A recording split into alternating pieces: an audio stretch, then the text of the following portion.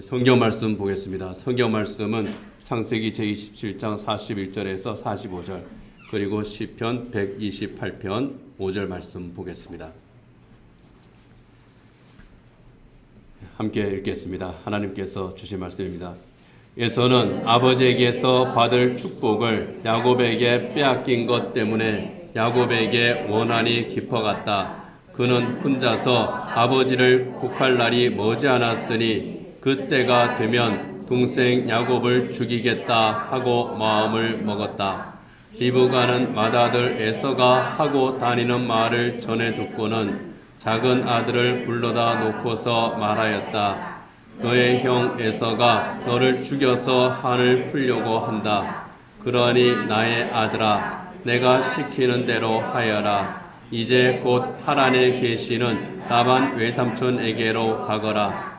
내 형의 분노가 풀릴 때까지 너는 얼마 동안 외삼촌 집에 머물러라. 내 형의 분노가 풀리고 내가 형에게 한 일을 너의 형이 잊으면 거기를 떠나서 돌아오라고 전가를 보내마. 내가 어찌 하루에 자식 둘을 다 잃겠느냐. 시편입니다. 주님께서 시온에서 너에게 복을 내리시기를 빈다. 평생토록 너는 예루살렘이 받은 은총을 보면서 살게 될 것이다. 아멘.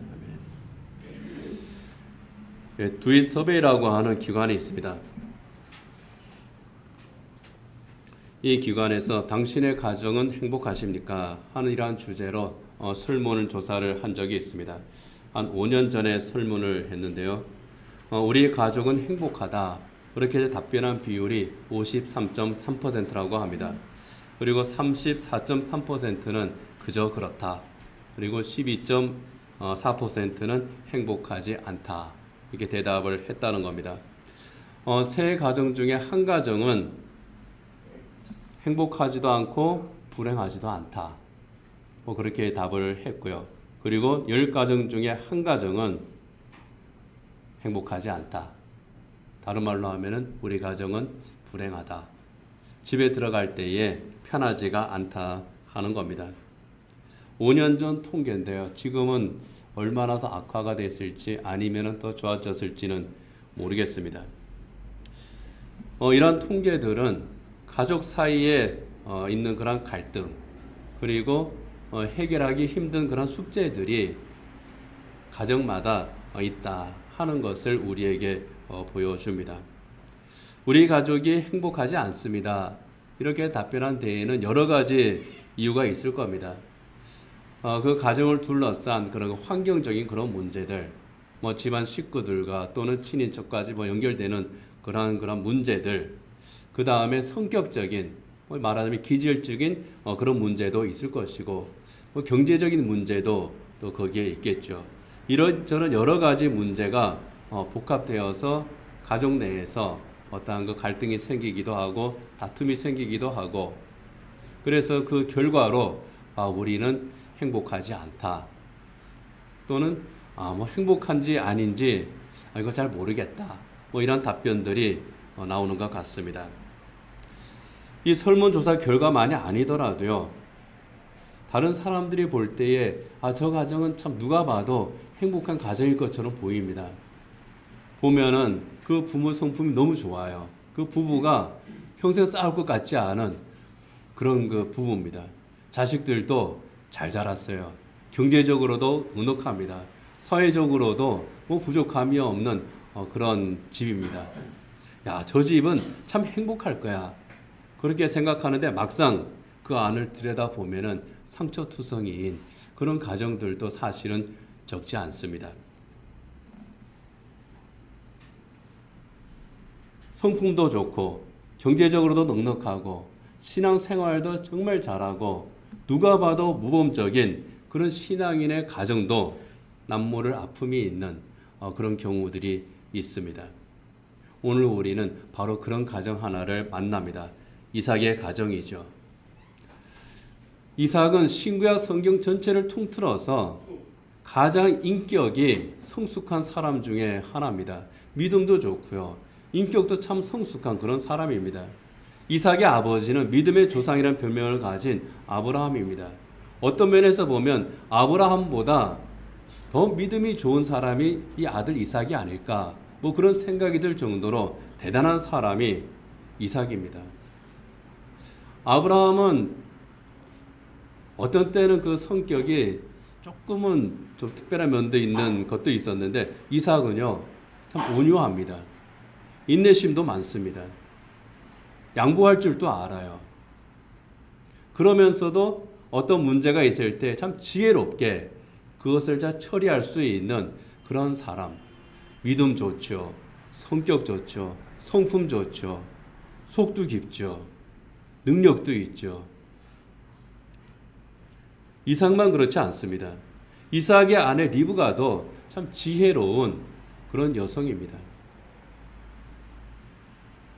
그리고 아주 정숙하고 믿음이 좋은 그런 여성입니다. 누가 봐도 좋은 남편, 좋은 아내, 다른 사람들이 인정을 하고 그들만 봐도 감동할 수 있는 참 훌륭한 그런 사람. 부부가 함께 신앙과 인격이 성숙한 사람, 참 드뭅니다. 이러한 사람들임에도 불구하고 그런데 그 가정에 큰 아픔이 있었다 하는 겁니다. 그 가정에 하나님께서 주신 귀한 선물, 쌍둥이 아들 에서와 야곱으로 인한 그런 문제였죠. 왜 그 문제가 생겼을까? 우리가 그것을 오늘 함께 생각하면서 반면교사를 삼기를 원합니다. 에서와 야곱은 우리가 아는 대로 쌍둥이입니다. 쌍둥이지만 생김새가 서로 다른 이란성 쌍둥이였던 것 같아요. 모습이 다른 만큼 그 성격도 또 서로 달랐습니다. 에서는 좀 그 남성다운 그런 사람이었던 것 같습니다. 사냥을 좋아했습니다. 상대적으로 동생 야곱은 성격이 조용했습니다. 약간 그 여성성이 강한 그런 사람이었던 것 같습니다. 그러다 보니 아버지는 형 에서를 더 사랑했습니다. 시원시원하거든요. 어머니 리브가는 항상 집에 머물러 있는 이 아들을 또 더 사랑했습니다. 뭐 같은 자식이고 또 뭐 형제지만 뭐 부모의 마음이 어느 한쪽으로 더 갈 수도 있는 거거든요. 다 사랑하지만 뭐 그 중에도 서로 또 마음이 더 통하는 그런 자식이 또 있는 거거든요. 그래서 아버지 이삭은 형 에서에게 마음이 더 많이 갔고 어머니 리브가는 동생 야곱에게 마음이 더 많이 갔습니다. 그런데 그게 정도가 좀 지나쳤던 것 같아요. 형과 동생 사이가 갈라지게 되고 부모에게는 슬픔이 되는 그런 사건이 벌어집니다.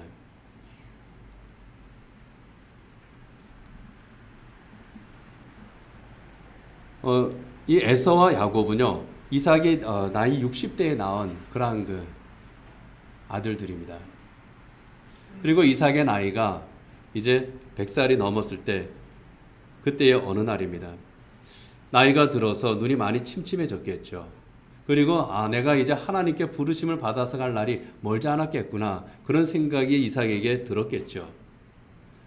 그래서 이삭이 그 아들 에서를 불렀습니다. 창세기 21장 2절과 2절이야 4절에 보면은요, 이삭이 그 아들에게 말합니다. 야, 내가 이제 늙어서 언제 죽을지 모르겠다. 그러니 너가 평소에 사냥을 하면 그 고기를 이렇게 잘 요리해서 나에게 줬잖아. 근데 그 별미를 정말 늘 맛있게 먹었는데 오늘은 특별히 그 별미를 내가 먹고 싶다. 너가 그 별미를 만들어서 가져오면 내가 그것을 먹고 죽기 전에 내 마음껏 너에게 축복을 하겠다. 그렇게 말한 겁니다. 다른 때와는 달라요. 야, 가서 사냥해가지고 그걸 짐승을 잡아와서 그걸 나한테 요리 하나 해줘. 평소에 그렇게 말하던 것하고 이때는 다른 겁니다. 내가 너가 만든 그 별미를 먹고 너에게 마음껏 축복하겠다. 마치 유언처럼 하는 그런 축복입니다. 그리고 유언처럼 하는 그 축복은요, 일반적인 축복의 말이 아니라 장자의 축복입니다. 맏아들에게 주는 축복, 그것은 족장의 축복입니다. 하나님께서 아브라함에게 주신 언약의 계승자라고 하는 그런 축복입니다. 일반적인 축복과 다른 그런 차원의 축복입니다. 그런데 문제가 있습니다. 에서가 동생 야곱에게 팔아버린 축복입니다. 약 30년 전에 붉은 죽 한 그릇에 팔아버렸던 축복입니다. 어쩌면 에서는 그것이 늘 꺼림칙하게 마음에 걸렸을지도 모릅니다. 그때에는 내가 배고픈 김에 그냥 알았어. 그래 내가 이 장자의 축복권 그래 너 가져. 그러고 팔아버렸을지 모르는데 그게 계속 마음에 걸렸을 거예요. 진짜 동생에게 넘어가면 어떡하지? 뭐 그랬을 것 같아요. 그래서 좀 불안한 마음이 있었을지도 모르는데 아버지 이삭이 부르더니 그 축복을 너에게 주겠다고 하는 겁니다. 그래서 에서가 즉시 사냥하러 갑니다. 빨리 짐승을 잡아서 그것으로 아버지가 좋아하는 요리를 만들어서 빨리 갖다 드리고 축복을 받아야 되겠다. 그런데 그 대화를 어머니 리브가가 엿들었습니다. 아들 야곱을 부릅니다. 야, 아버지가 축복을 하는 때가 왔는데 그게 너가 아니라 네 형한테 준댄다. 그러니 너는 내가 시키는 대로 해. 뭐 창세기 이제 25, 6장, 7장에 보면 이제 계속 그것이 나옵니다. 이삭이 좋아하는 그 별미 만드는 법을 리브가가 압니다. 내가 곧 그대로 만들어 줄 테니 너 그거 가지고 가서 아버지에게 대접해라. 그런데 너는 에서인 척 해야 돼. 아버지 눈이 어두워서 잘 못 보니까 너 에서인 척 하고 아버지를 속여. 야곱이 말합니다. 형은 체격도 좋고 팔에 그는 털도 북슬북슬한데 나는 털도 없는 아주 매끈매끈한 몸입니다. 아버지가 알아보면 어떡합니까? 걱정하지 마. 그리고 형 에서의 옷을 갖다 입힙니다. 그리고 팔에다가 염소털로 이렇게 또 염소 가죽으로 위장을 합니다.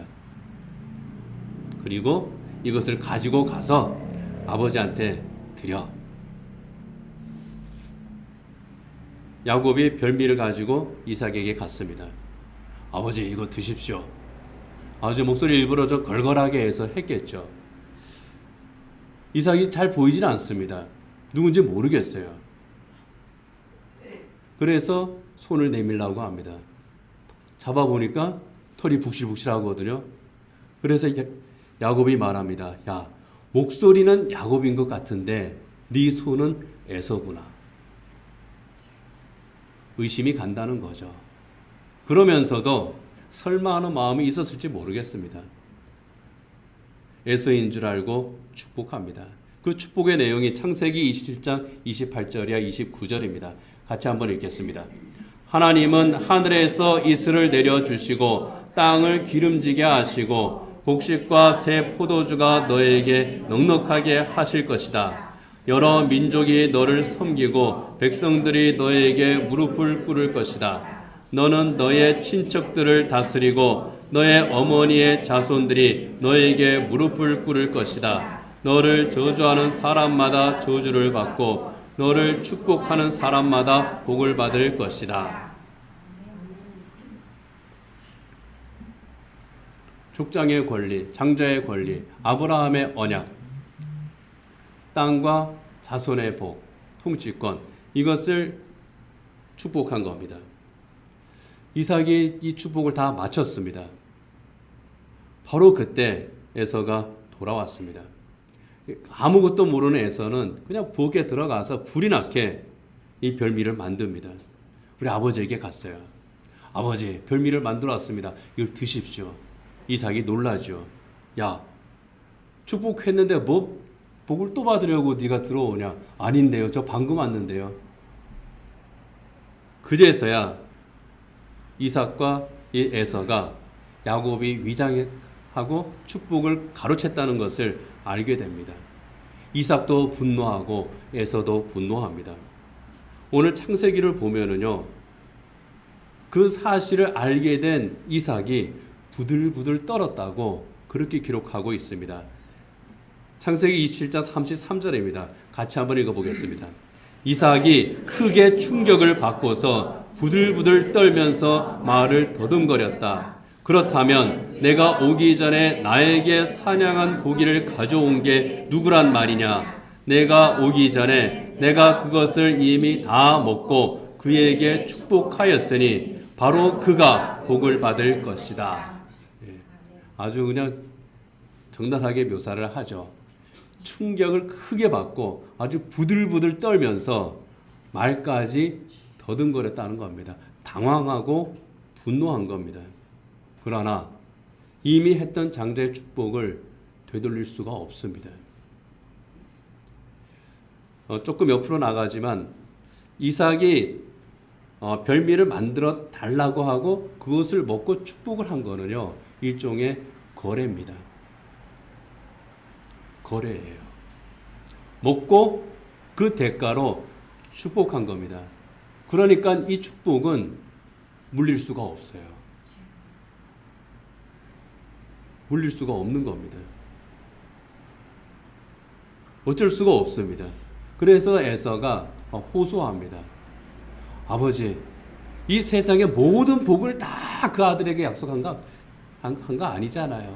다른 복도 있잖아요. 막 예언을 합니다. 그래서 이삭은 에서에게 또 다른 축복을 합니다. 그거는 일반적인 그런 축복들입니다. 에서의 마음은요, 동생 야곱에 대한 적개심으로 아주 가득 찹니다. 본문 41절에 보면은 이 에서의 마음, 그 에서의 심정을 또 이렇게 말합니다. 같이 읽겠습니다. 에서는 아버지에게서 받을 축복을 야곱에게 빼앗긴 것 때문에 야곱에게 원한이 깊어갔다. 그는 혼자서 아버지를 곡할 날이 머지 않았으니 그때가 되면 동생 야곱을 죽이겠다 하고 마음을 먹었다. 마음을 먹고 만나는 사람마다 내 저놈 죽여버릴 거야. 내 저놈 죽여버릴 거야. 말하고 다녔습니다. 그걸 리브가가 듣게 돼요. 여러분, 야곱에게 원한이 깊어갔다 그랬는데요. 이게 몇 년 된 원한일까요? 적어도 30년이 넘는 원한입니다. 그 순간에 빼앗긴 것 때문에, 그 순간의 것 때문에 분노한 것만은 아닙니다. 오랜 세월 동안 이 안에 쌓여있던 그런 분노들. 최초의 사건은 동생 야곱이 붉은 죽 한 그릇으로 장자의 권리를 속여서 거래한 것. 거기에서부터 시작이 되었고요. 그리고 오늘은 그 축복을 완전히 뺏겼거든요. 그런데 이것을 알아야 됩니다. 딱 그 두 사건 때문에 이런 일이 벌어진 건 아닐 겁니다. 성경은 언제나 가장 대표적인 것들을 기록합니다. 형제 사이의 갈등의 문제에서 가장 큰 원인이 되었던 그 사건 하나, 그 다음에 그것이 폭발한 사건 하나, 그 다음에 해결되는 사건 하나, 그런 식으로 기록을 합니다. 그 사이에 많은 일들이 있었을 거예요. 중요한 것은요, 이 원한이 깊어갔다. 그리고 아버지를 곡할 날이 멀지 않았다고 하는 거는요, 아버지 곧 돌아가신다. 돌아가시고 나면 내 저놈을 죽여버리겠다.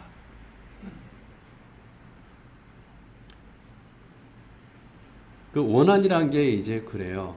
어떤 그 갈등의 문제가 있을 때 아마 다들 그런 경험들이 있을 겁니다. 이 에서처럼 아주 큰 상처를 받는 일이 딱 생깁니다.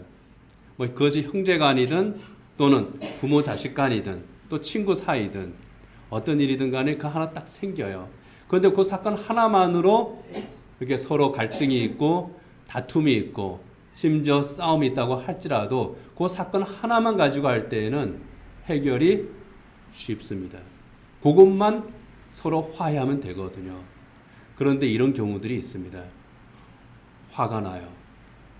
저 인간 때문에 내가 여기에서 갑자기 분노가 확 치밉니다. 어떤 분노가 치밉니까? 30년 된 분노가 치밀어요. 마치 그 연못 밑에 아주 잔잔하게 가라앉은 그런 그 여러 가지 찌꺼기들과 같습니다.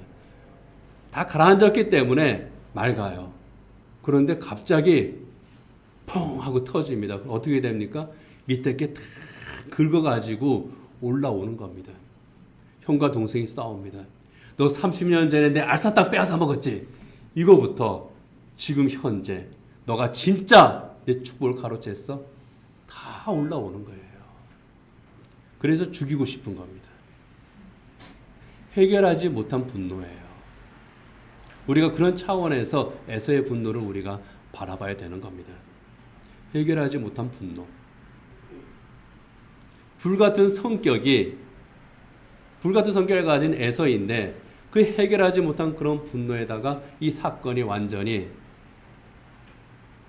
방아쇠가 돼버리니까 이제 리브가가 큰일 났습니다.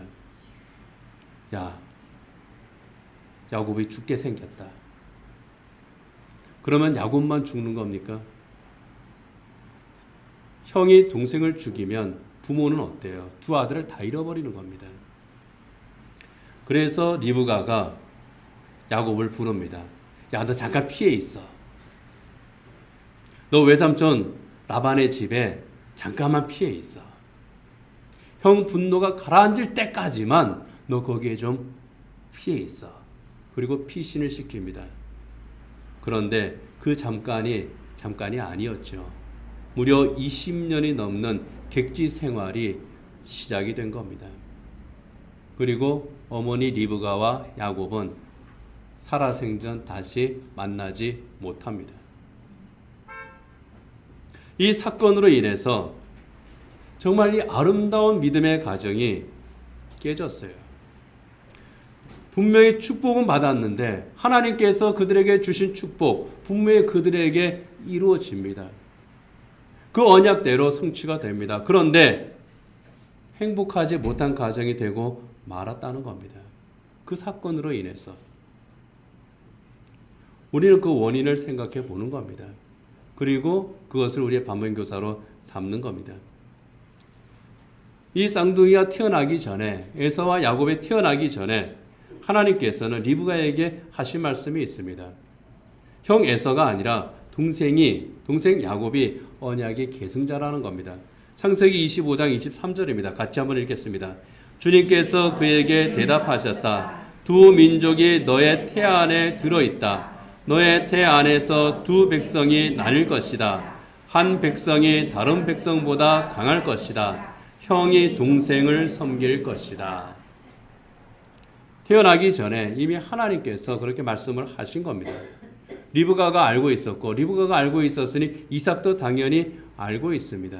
그런데 이삭은 동생 야곱이 아닌 에서에게 이 장자권 하나님의 축복을 계승시키려고 했던 겁니다. 외면한 거죠.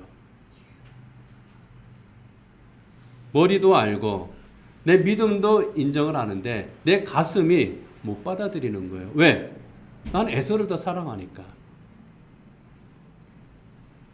그리고 두 아들 가운데 누구라도 복을 받으면 되지 않겠느냐. 어쩌면 그런 생각을 했을지도 모르겠습니다. 하나님의 언약을 압니다. 신실하신 하나님이심을 압니다. 그럼에도 불구하고 이것을 살짝 외면하고 싶었던 것이 아닐까 하는 겁니다. 그래서 자기가 사랑하는 첫째 에서를 축복하려고 합니다. 인간적인 기대가 있었기 때문이에요. 그리고 인간적인 기대가 이 안에서 올라오니까 인간적인 방식으로 그 문제를 해결하려고 했던 겁니다. 그리고 그러한 과정에서 자기 아내 리브가와 의논을 했으면 좋았을 텐데 그렇게 하지 않습니다. 이 남자들이 그래요. 중요한 문제가 있으면은요, 지 혼자 해결하려고 합니다. 그러다가 사고 쳐요. 얘기를 해야 돼요. 나름대로 계획을 세웁니다. 그리고 에서를 축복하려고 했습니다. 그런데 언제든지 부부 사이에 보면은요, 남편 머리 위에 있는 사람이 아내입니다. 그거 모르면 바보입니다. 이삭 위에 있었던 사람이 리브가예요. 리브가가 그것을 알았습니다. 이삭이 에서를 축복하려고 하는 것을 리브가가 알았죠. 근데 리브가도 이 부부간에 서로 닮는다는 말처럼 이삭을 닮아버린 것 같아요. 또 자기 나름대로 해결하려고 합니다. 저 남편 내가 아무리 얘기해봤자 들어먹을 인간이 아니다. 뭐 그런 생각이 들었을지 모르겠습니다. 성경에 기록되어 있지 않으니까 그거는 순전히 제 추측일 뿐입니다. 그러나 일반적으로 보면 그랬을 것 같아요. 내 암만 얘기를 해도 저 인간 내 말 안 들어. 그래서 계획을 세웁니다. 그때에 이삭에게 가서 하나님 뜻대로 우린 해야 돼 라고 말했으면 좋았을 텐데 야곱을 부릅니다. 야, 네 아버지는 아무리 얘기해도 들어먹을 사람이 아니야. 그러니 우린 우리대로 하나님의 뜻을 이루어야 돼. 그렇게 얘기했을지도 모르겠어요. 결과적으로는 아버지를 속이자 하는 겁니다. 뭐 끝이 좋으면 다 좋다는 말이 있지만은 믿음의 일은 끝만 좋다고 다 좋은 건 아닙니다. 과정도 정당해야죠. 우리 복을 받자. 하나님께서 너한테 복 준다고 그러지 않으셨느냐? 그러면은 우리는 수단과 방법을 가리지 말고 이 복을 쟁취해야 돼. 그리고 계략을 세웠습니다. 너는 내가 시키는 대로 해. 그리고 그 계획을 진행을 시켰죠. 자, 그 계획을 들은 야곱. 이 야곱이 어머니의 계획을 들었을 때에 사실 야곱도 반대했으면 좋았을 겁니다. 그런데 참 순종을 잘하는 아들이었던 것 같아요. 그래서 어머니가 하자는 대로 합니다. 야곱이 만약에 자기가 하나님의 복을 받는 그런 권리가 이미 나에게 있음을 알았고, 그리고 형 에서에게서 비록 조금은 야비한 수단이지만은 그것을 내가 분명히 거래해서 내가 샀고 그랬다고 하면 당당하게 축복을 받겠다고 선언을 해야죠. 그리고 아버지와 어머니를 설득하고 형 에서에게도 형님이 나한테 그 복을 팔았지 않느냐. 하나님께서 나에게 그 부모님에게 이미 그렇게 언약하지 않으셨느냐. 당당하게 치고 나갔어야 됐는데 이 야곱은 성품이 어떻습니까? 성경에 보면은 요령이 제일 많은 사람이 야곱입니다. 굉장히 현실적인 인간이 야곱입니다. 굉장히 실리적인 사람이기도 합니다. 그래서 어머니 계획을 듣고 그대로 합시다 순종을 했던 것 같아요. 그게 문제가 됩니다. 에서도 문제가 있죠. 장자의 권리에 대해서 평소부터 그것을 좀 무겁게 생각을 했어야 됩니다. 이게 얼마나 귀한 것인지 죽 한 그릇에 팔아넘길 만큼 하나님의 언약이 가벼운 것이 아니라고 하는 것을 인식하고 있어야 됩니다. 그런데 그것을 가볍게 생각했습니다. 정말 실제로 그렇게 넘어갈 수 있겠어? 그렇게 생각했던 것 같아요. 그런데 그렇지를 못했습니다. 만약에 에서가 그것을 중요하게 생각했다면 야곱에게 찾아가서 아버지가 나에게 복을 주겠다고 축복하겠다고 말했을 때에 제일 먼저 야곱을 찾아갔어야 되겠죠. 야곱에게 가서 야, 내가 전에 너한테 이 장자권을 팔았지만 그건 아닌 것 같아. 다시 그것을 나에게 물려다오 하고 요구를 했어야죠. 그래서 정당하게 되돌리든지 아니면 남자답게 깨끗하게 포기를 하든지. 그래, 뭐 태어나기 전에 이미 하나님께서 약속하신 것이고 나도 너한테 팔았으니 야, 아버지 나한테 축복한다 그랬지만 야, 그건 내 거 아니야. 네가 가서 축복을 받아. 그럼 얼마나 멋있습니까? 모든 게 해피엔딩이 되는 것인데 그러지를 못했습니다. 누구도 그러지를 못했다는 거예요. 이삭과 리브가는 정말 좋은 사람들이었고 훌륭한 믿음의 사람들이었음에 분명합니다. 그러나 이들의 문제는 이 아들들의 문제에서 서로 소통하지 못했다는 것. 이삭은 에서하고만 소통을 하고 리브가는 야곱하고만 소통합니다. 그래서 부부 사이에 속고 속입니다. 형제 사이에 서로 속고 속입니다. 그들에게 남은 거 뭡니까? 분노와 증오입니다. 소통이 없으니 서로 불신하는 거죠. 불신하게 되니 인간적인 해결 방법을 모색합니다. 그리고 하나님의 축복이라고 하는 정말 복된 일을 마치 음모를 꾸미듯이 그렇게 진행했던 겁니다. 결과가 어떻습니까? 모두에게 큰 아픔이 되고 말았던 겁니다. 서로 간에 신뢰와 소통이 없었을 때에 이 가정에 큰 문제가 생겼다는 거죠. 그런데 더 큰 문제는요, 서로 간의 신뢰와 소통이 없었음에만 있지 않았다는 겁니다. 또 하나, 그 밑바탕에 하나님을 전적으로 신뢰하지 못했던 그들의 연약함이 있었다는 겁니다. 이 사건을 주석하는 성경학자들은 바로 이 부분에 주목합니다. 그들이 하나님을 전적으로 신뢰했다면, 그들이 하나님께 전적으로 순종했다면 그런 일이 벌어지지 않았을 거라는 겁니다. 하나님께서 언약하신 것을 믿었습니다. 그 축복의 내용은 믿었어요. 그런데 그것을 이루어 가시는 과정을 이들이 믿지 못했다는 겁니다. 그게 문제입니다. 그것을 이들이 인정을 하고 또 그것을 그대로 순종했다면 하나님의 생각은 내 생각과 다르고 하나님의 길이 내 길과 다르다는 것을 이들이 인정했다면 어떻게 했겠습니까? 이삭은 자기의 생각과 자기의 고집을 내려놓았을 겁니다. 리브가는 또 어떻게 했겠습니까?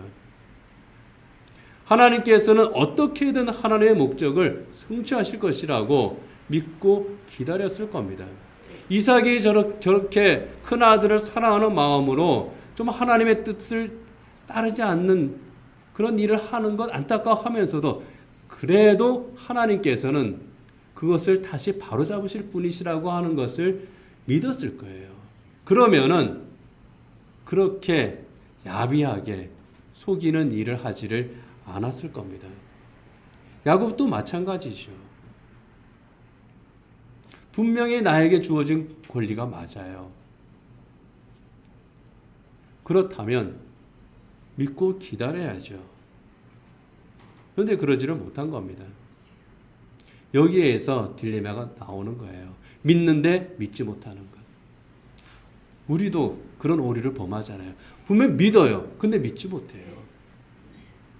뭘 못 믿습니까? 과정을 못 믿어요. 하나님께서 섭리하시면서 인도하시는 그 과정들을 믿지 못하는 겁니다. 불안한 겁니다. 그래서 어떻게 하려고 해요? 내가 핸들링 하려고 합니다. 내가 자꾸 이것을 비틀려고 그래요.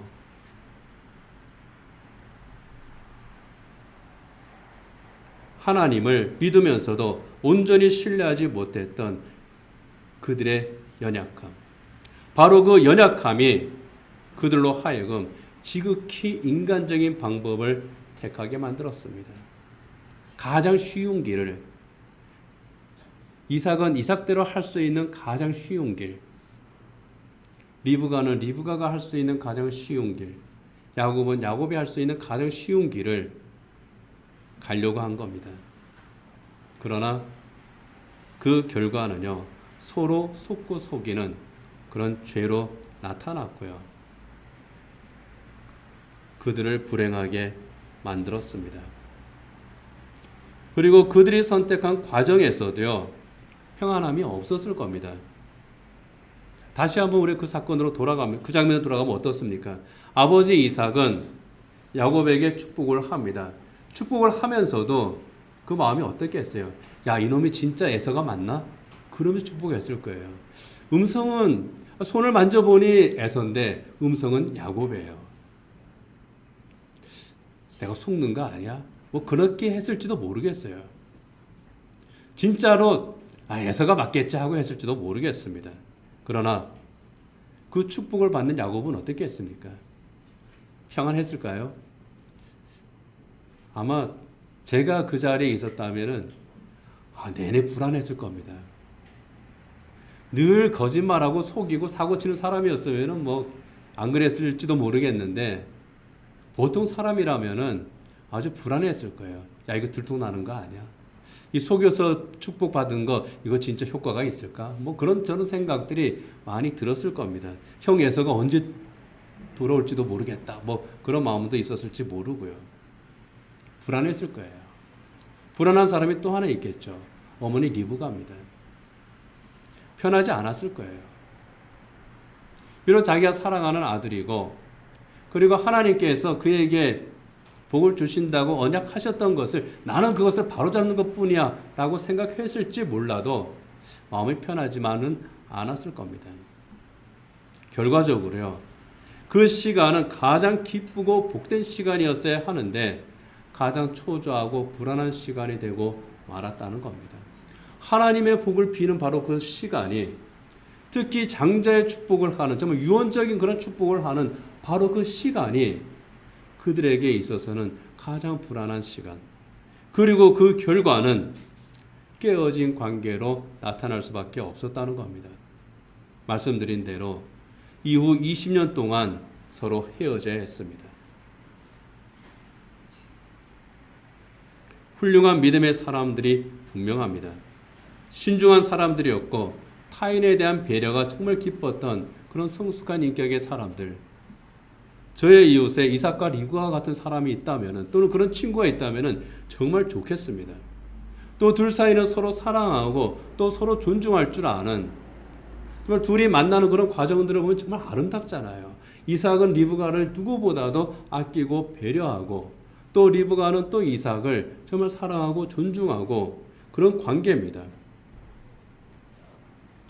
그리고 자기의 자녀들이 하나님의 복을 받고 살기를 바라는 그러한 마음을 가졌던 사람들, 또 신앙의 모범이 되기도 하는 그런 사람들. 그런데 그들이 저지른 치명적인 실수. 편애와 함께 그 아들 에서와 야곱의 신앙과 삶을 인도하는 일에 또 지도하는 일에 잘못을 저질렀다는 겁니다.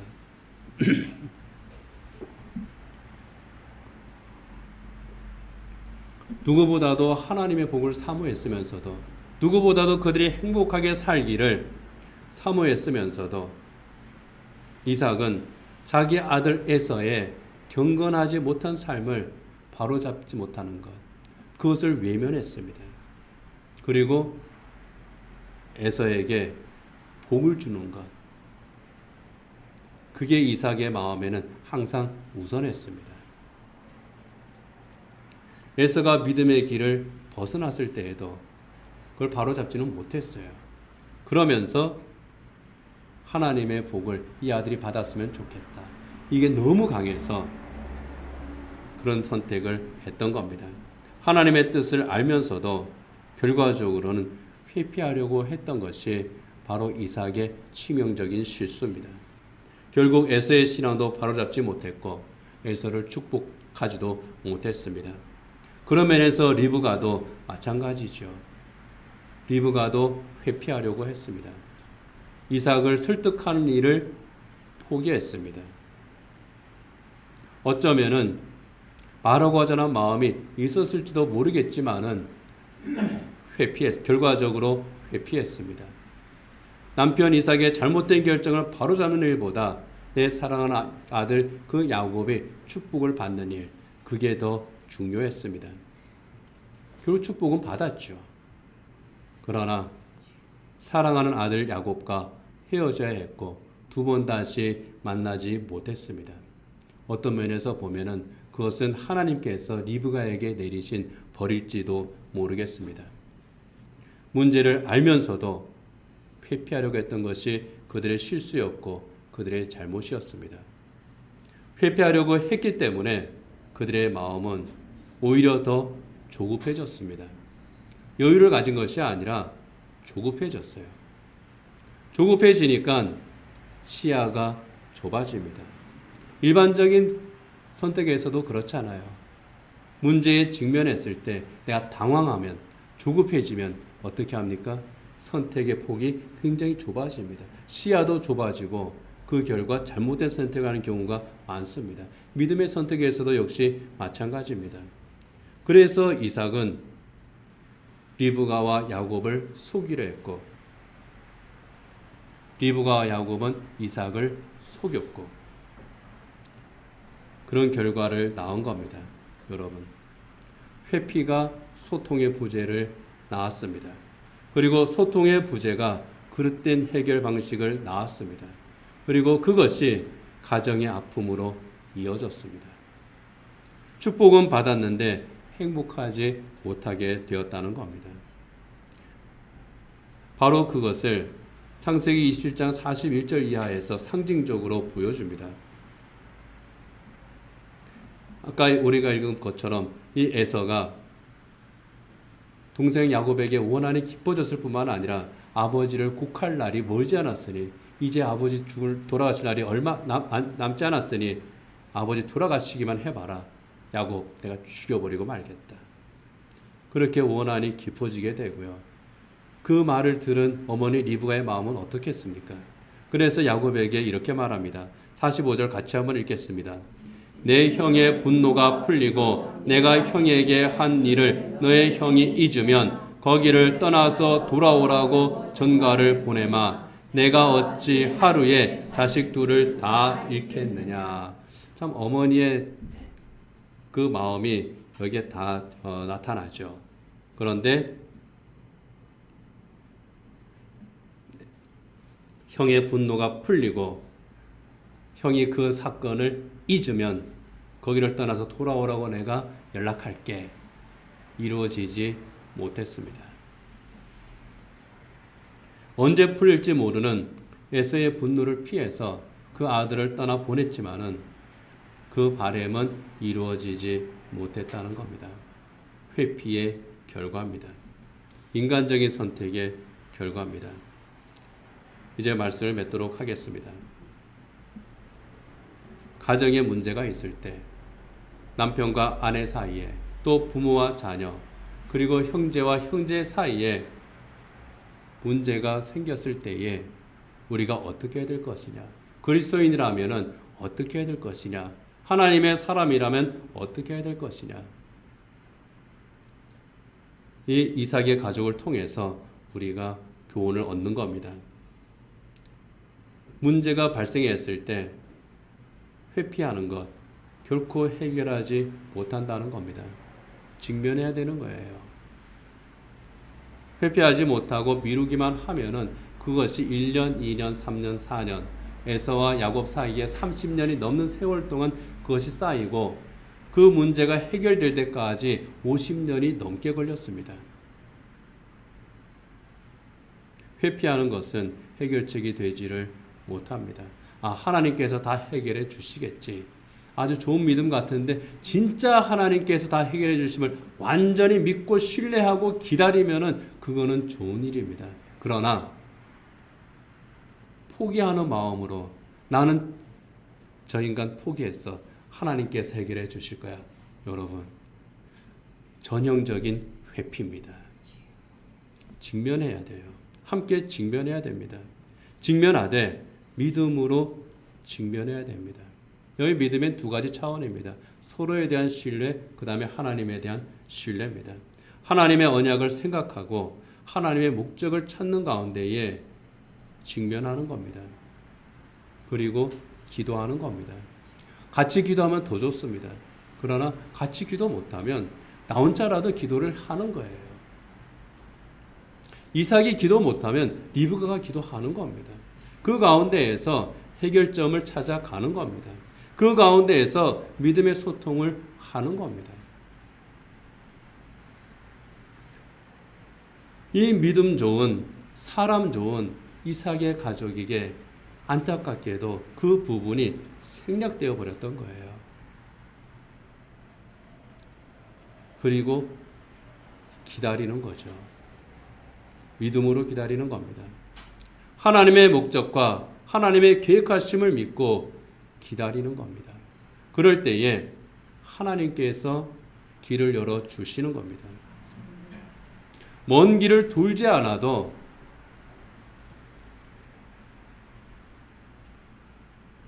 먼 길을 돌지 않게 하시는 하나님이신 겁니다. 그렇게 하지 못했을 때에 이 야곱은, 이 이삭의 가족은 어떻습니까? 아주 먼 길을 돌았잖아요. 20년이 넘는 세월을 야곱과 에서 둘 사이에서는 50년이 넘는 세월을 멀리 돌아서 다시 와야만 했던 그런 길입니다. 하나님의 목적을 알고 하나님의 말씀에 순종하면서 하나님의 뜻이 이루어지기를 기다리는 것, 하나님을 신뢰함으로 기다릴 때에 때로는 그것이 멀리 돌아가는 것처럼 느껴질 때가 있습니다. 그러나 사실은 그 길이 가장 빠르고 복된 길이라는 겁니다. 나는 이 길이 빠르다고 생각했는데, 리브가는 그 길이 제일 빠르다고 생각했는데 20년이 넘게 돌아왔잖아요. 이삭의 가정을 통해서 우리의 가정을 대해서 또는 우리의 인간관계에 대해서 우리가 함께 생각을 해봐야 될 줄 압니다. 가정에서 있는 그런 문제들, 또 우리의 형제 자매 관계에서 있는 그런 문제들, 또는 그것을 넓혀서 그 모든 관계를 우리가 어떻게 대하고 있는지 한번 살펴야 될 줄 압니다. 아버지와 또 어머니, 남편으로, 아내로, 자녀로, 또 형제로서 올바른 관계가 어떤 것인지, 또 내가 문제가 일어났을 때에 어떻게 해야 하나님께서 주신 그 모든 복을 온전히 누릴 수 있을 것인지 이 이삭의 가정을 통해서 우리가 돌아봐야 될 줄 압니다. 여러분, 우리 성수교회 성도들의 그 모든 가정들이, 성수교회 성도의 삶이 정말 하나님을 경외하는 그런 가정들, 하나님의 말씀 위에 선 그런 가정들, 하나님을 믿는 온전한 믿음 안에서 서로 신뢰하는 가운데서 소통할 수 있고 서로 사랑 안에서 세워지는 그런 가정들이 되기를 정말 주님의 이름으로 축복합니다. 그 가정에 하나님께서 주신 그 모든 복이 함께 하시기를 또한 축복합니다. 그 축복의 말씀이 시편 128편에 있습니다. 1절과 5절 같이 한번 읽겠습니다. 주님을 경외하며 주님의 명에 따라 사는 사람은 그 어느 누구나 복을 받는다. 주님께서 시온에서 너에게 복을 내리시기를 빈다. 평생토록 너는 예루살렘이 받은 은총을 보면서 살게 될 것이다. 아멘. 여러분, 남편과 아내는 또 가족들은 서로 믿음의 동역자가 되기를 원합니다. 부모는 자녀에게 믿음의 본이 되기를 원합니다. 자녀는 부모의 등을 보고 큰다고 했습니다. 기도하는 어머니, 기다리는 아버지. 정말 그 등을 보고 자녀들이 자라는 거예요. 그리고 자녀들은 부모보다 더 나은 믿음의 사람들이 될 수 있기를 원합니다. 부모에게 믿음 안에서 순종하고 모든 가족들이 함께 믿음의 길을 걸어가는 그런 복된 가정들이 되기를 원합니다. 하나님을 온전히 신뢰하는 가정, 하나님과 소통하고 식구들 간에 소통하는 가운데에 하나님의 사랑 안에서 충만한 복을 받는 그런 가정들, 기쁨과 감사가 넘치는 우리 성수교회 모든 가정들이 되기를 축복합니다. 우리 함께 기도하도록 하겠습니다. 반주해 주시고요. 이 이삭의 가정을 생각하면서 우리의 가정을 돌아보면서 또 우리 스스로를 살펴보면서 함께 하나님 앞에 기도하기를 원합니다. 하나님께서 나에게 가지고 계시는 계획들, 하나님의 목적들을 우리가 늘 생각하게 하시고, 그리고 하나님을 신뢰하는 가운데에 하나님의 그 모든 계획을 이루신다고 하는 것을 믿고 하나님께 모든 것을 맡기고 순종하며 갈 수 있기를 기도하시기 바랍니다. 우리 안에 어떤 문제가 있을 때 그것을 회피하거나 그리고 내 나름대로의 인간적인 그런 생각으로 해결하려고 하는 것이 아니라 서로 신뢰하는 가운데에, 소통하는 가운데에 믿음으로 해결하는 그런 가정들이 되기를 또 기도하시기 바랍니다. 하나님의 사랑으로 서로 사랑하며 복된 열매를 풍성히 맺는 성도들의 가정이 다 될 수 있기를 주님 앞에 기도하시기 바랍니다. 그리고 혹시라도 가족 가운데에 또 내 사랑하는 사람들과 갈등이 있다면, 오래된 묵은 문제가 있다면 주님께서 그것을 선한 길로 인도하시고 주님의 방법으로 해결하시고 그 해결의 길을 깨달을 수 있는 우리가 되기를 또 기도하시기 바랍니다.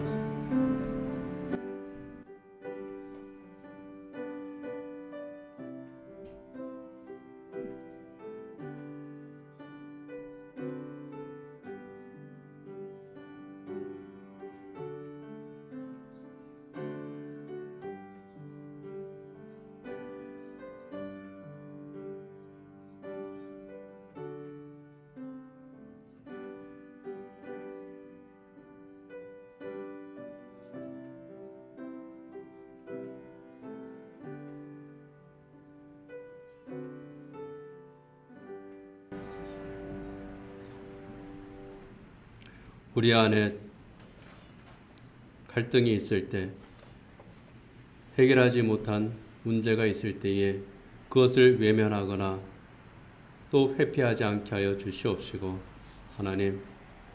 하나님 앞에서 서로 그 모든 것들을 내려놓고 또 함께 직면하며 또 함께 그것을 겸손하게 하나님의 뜻을 구하는 가운데에 이 문제들을 지혜롭게 믿음으로 해결할 수 있는 저희들 되게 하여 주시옵소서.